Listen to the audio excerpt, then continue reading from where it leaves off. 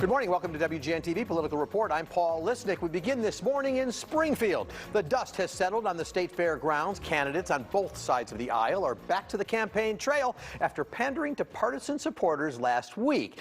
This year, Democrats are fighting to keep their grip on every statewide office and supermajorities at the Capitol, despite a recent rift in party leadership. Governor Pritzker emphasized a united front against what he calls extreme views from his opponent.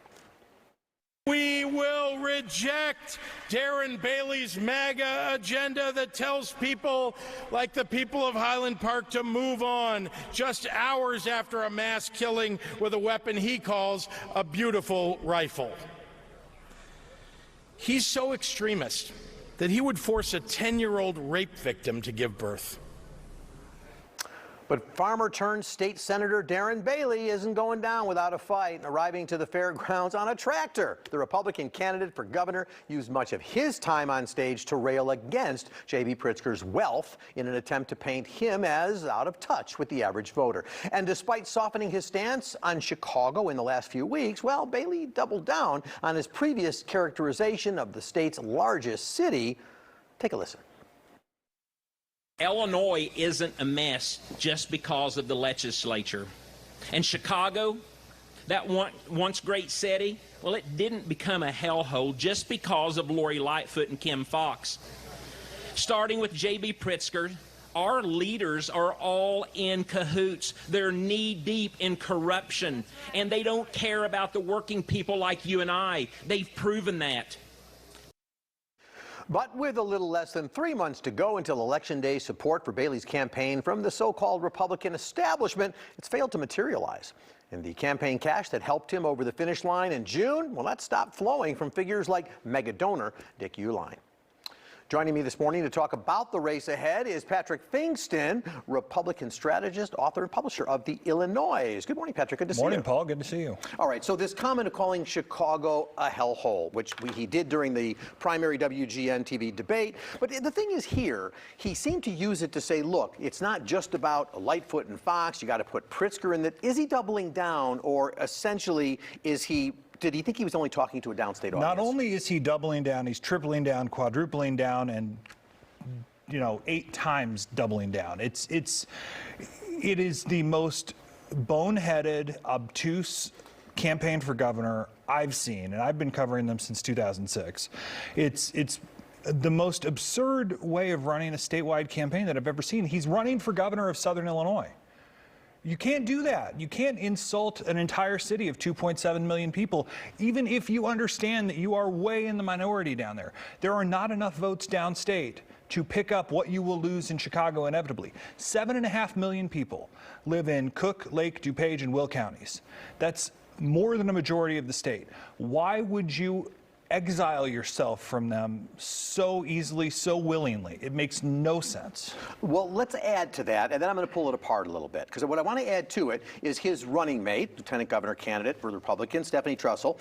She was the subject of a WGN-TV report this past week in which some of her past social media messages came out, in which she made some pretty disparaging comments of communities like the lesbian and gay community, transgender community, comments about abortion and other things. The question is, are statements from the past, are they fair game today? In other words, if you were advising them, you're a Republican analyst and strategist, would you say, don't do that, apologize, and be inclusive in your message? Is it too late? I would have told Darren Bailey to shut up about abortion and anything critical of Chicago outside of crime and the economy. But the past comments are in the record, so they're there. Stephanie Trussell's comments, she was a part-time talk show host. She was trying to get people engaged. I don't care. Nobody cares about the lieutenant governor candidate in this situation. Darren Bailey has a record of things he's said and things he's done. He had more than enough opportunity in the lead up to the primary, when it was clear that he was going to win the primary, which was about a month out, and since that he's had more than enough chance to clean this up. I even texted one of his campaign people when I was hosting a radio show downstate. I said, have him on and clean this blank up, because they have to move on, and So they you can't think it do could have worked? You think Eddie has done something? Apologize that I'm inclusive. I don't mean any of that. It's not even apology. I have a different view of the world than some people do because I'm a Christian, I'm a conservative, whatever. But that's not the. Think back to Mitch Daniels in Indiana with the no social issue pact that he made. Not only did he defeat a Democratic incumbent, he turned that state red by avoiding social issues. And now Indiana is going all in on things like, limiting abortion and things like that. So you see the tide turn, and Bailey had a chance to do that. So let's talk about the impact then on the rest of the ticket, because as you saw on the lead-in to you have several people who are in the party saying, I support the Republican Party, and they're sort of going a little broader on that. What impact at all do you think these views you're putting out about Bailey and maybe even Trussell, what impact are they going to have on, say, Tom Demmer, who wants to be state treasurer, or maybe even more importantly, Dan Brady, who's running for an open seat? It's the first open seat we've seen in so long. I would keep an eye on those two specifically, who are the two Republicans statewide that have a shot of winning. Demmer can actually raise money independently, and Dan Brady is a great retail politician. They are going to keep their powder dry. Brady got 37% of the vote in Cook County in the primary. If you put Janulius's numbers and his numbers up together, there's an opportunity there for him to really make inroads. There's an opportunity for Demmer to get on TV and be able to hit Mike Frericks, even if some of it's a little disingenuous.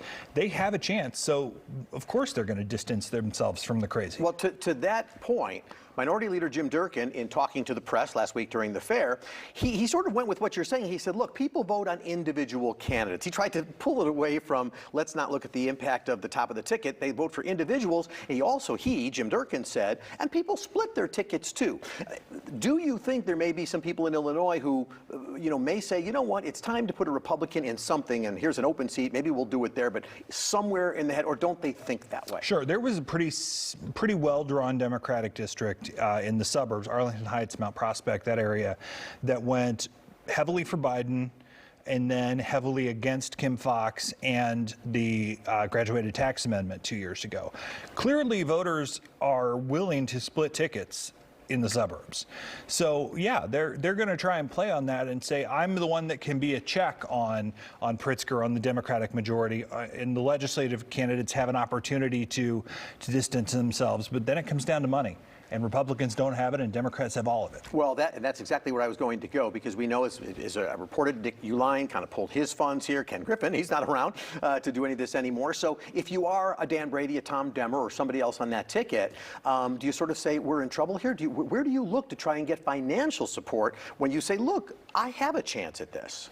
Everybody's in trouble on the Republican side when it comes to finances, because the sugar daddies are gone. Rauner's gone. Uihlein's not playing for Bailey at this point, and unless you're a staunch conservative that's in Dan Proft's pocket that can't flip a seat, you're not going to get any money from that PAC. Griffin's gone, Rauner's gone, et cetera. You've got to try and go old school with grassroots, and I don't know that Republican voters are excited right now. Something else that sort of interested me, reported this past week, is that Cook County Republicans had put up the largest ticket they really have in years for a lot of different Cook County related seats, and yet 8 of them got bumped off the ballot last week, some because they voted with a Democratic primary ballot, can't do that, and then run as a Republican. In the Cook County assessor's race, for example, Republican off the ballot. Fritz Kagi basically faces a Libertarian. That's it.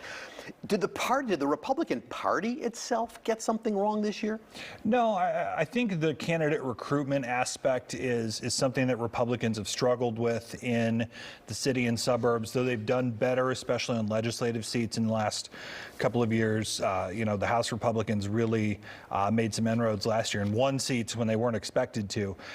You had the Illinois Policy Institute come in and recruit a bunch of candidates in districts that a Republican can never win in, 85% Democrat. And then you open up to hits from Chris Welch during the state fair last week. Why would you waste people's time and know that they're going to be a sacrificial lamb? It makes no sense. We're about out of time, but just to button this up. Are voters going to look at more of these social issues, the abortion kind of issues we've been talking about, where they've been having social media issues and messages, or do you think it will come down to it's crime, it's the economy, it's those bread and butter issues? As I've talked to pollsters, abortion is an issue that only motivates already pro-choice Democrats to come to the polls. Guns will likely move down the agenda as time goes on, as we've seen happen over the years. So yeah, it's coming down to crime, it's coming down to the economy, it's coming down to inflation, and it's coming down to jobs. All right, Patrick Pinkston, Republican analyst, and the Illinois, I read it every morning. Thanks, Paul. Very important. Thank you for being with me. Coming up next on WGN-TV Political Report, Democrats tout what they call a once-in-a-lifetime generation plan to combat climate change. Talking with Congressman Sean Casten. That's up next.